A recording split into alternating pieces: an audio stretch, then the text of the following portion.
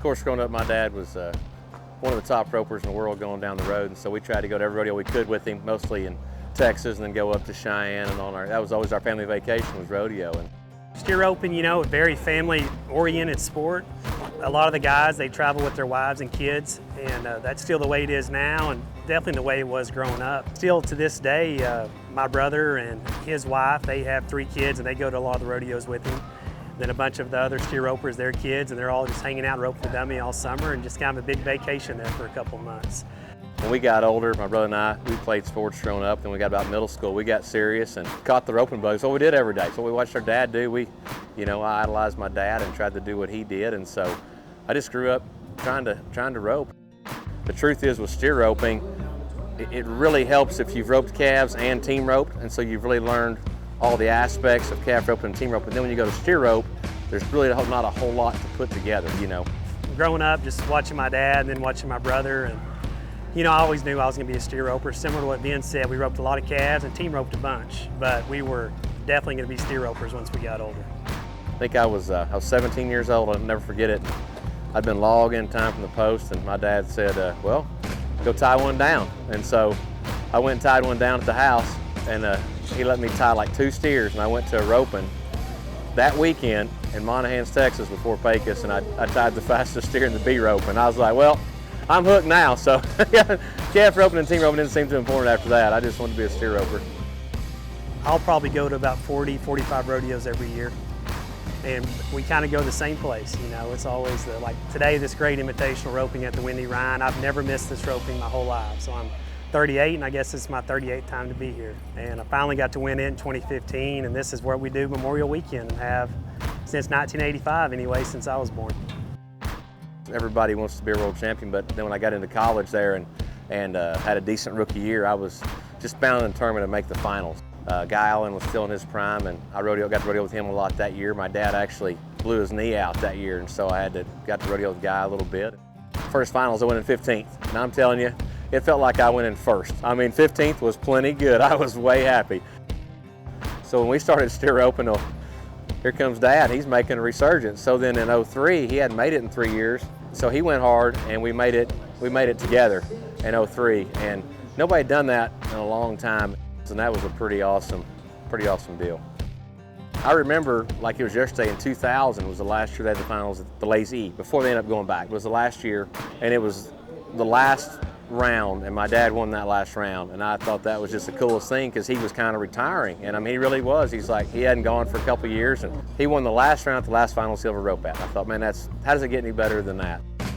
I just wanted to win a go-round buckle and leave there. I went out of the average on my first one.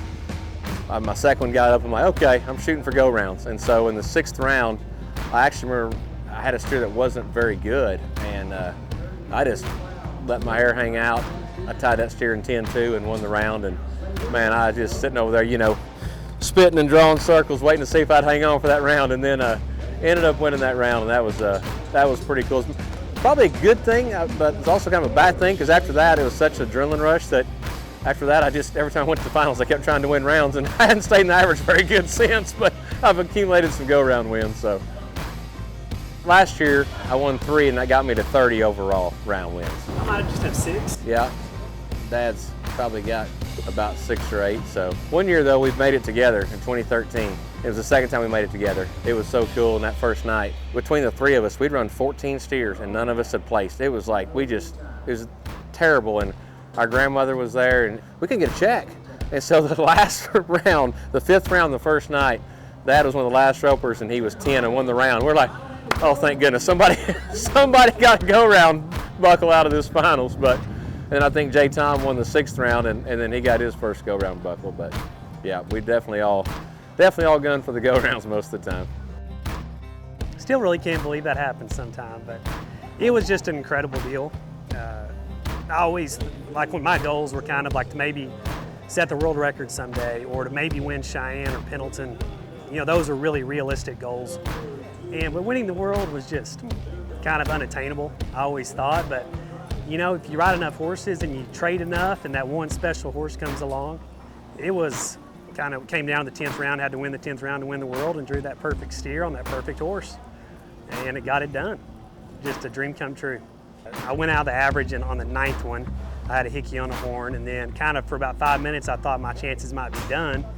The way it worked out, I only dropped one spot, and so I knew if I could win the round and stay third in the average, that I could win about 30,000 there on that one steer, and that would move me up depending on what the other guys did. I'd love to be in that position again, and I'm gonna sure try to, but you know, we'll see. We'll go to every rodeo every year and just hopefully get that chance to win the 10th round again. The horsepower, you have to have a great horse in every event. But man, there's just so few really good elite tripping horses, steer horses. And that's one thing. When that good one comes along, you need to hang on to him and always be looking for that next horse. You know, you can win on a lot of different horses, but to be able to win the world, you got to have that one really special horse. Yeah, like the one I ride, Gump, he's 21. And I rode him today and won the first round on him. And I guess I'm about to get on and go run another steer, but yeah, that's a real special horse, and he's been great for all three of us. And he came along right at the right time, and that was also a horse that my dad had won the short go in second average at Cheyenne on a couple of years ago. And then set the arena record at the finals in 8.2 on that horse 2 or 3 years ago as well. So that's been a real special horse for us, and that's kind of one of the main things I think that separates it. You can win on anything, but you got to have that really good one. We got to get you off here because you're fixing to go rope in the short.